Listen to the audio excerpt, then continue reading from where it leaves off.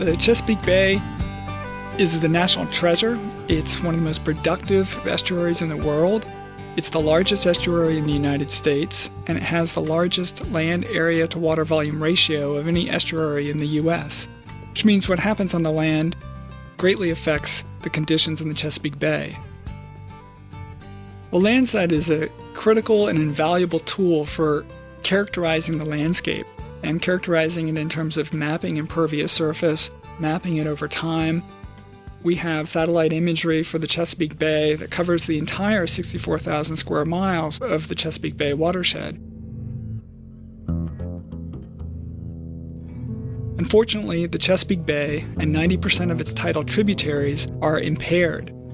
They're impaired with poor water clarity and low dissolved oxygen as a result of excess nutrients and sediment coming into the bay. Excess nitrogen and phosphorus and sediment that's draining off the land into the bay is obscuring the clarity of the water, and the nutrients are contributing to increased algal growth, and when those algae die at the bottom of the bay and decompose, they starve the bay of oxygen that living resources need to survive. The sources of those nutrients and sediments are fertilizers, both manure and chemical fertilizers, apply to farmland and apply to residential lawns. It's also from our exhaust from our cars and air pollution from power plants out in the Ohio Valley.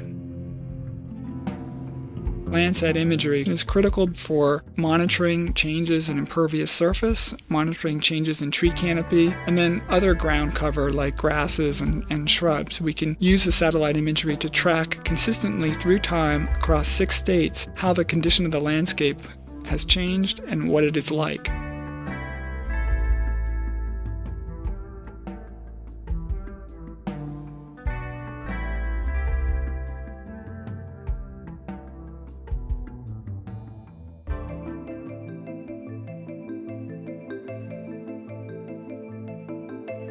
The Landsat satellite is basically a camera in space.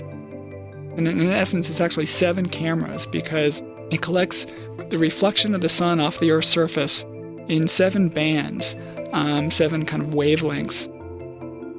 We use this information to characterize different features on the land, such as trees or impervious cover, because each one of these features reflects the sun in different wavelengths. And so we're able to take the information from the satellite and take what's, basically a bunch of numbers and translate that into, well, these numbers correspond to trees and these other numbers correspond to impervious surfaces, and do that consistently across very large areas.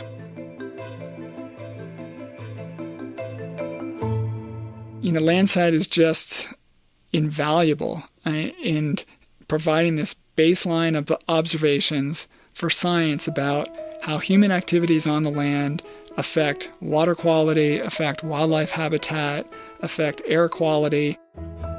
Without it, we wouldn't be able to really understand how sources of nutrients and sediment have changed and where they are in the Chesapeake Bay.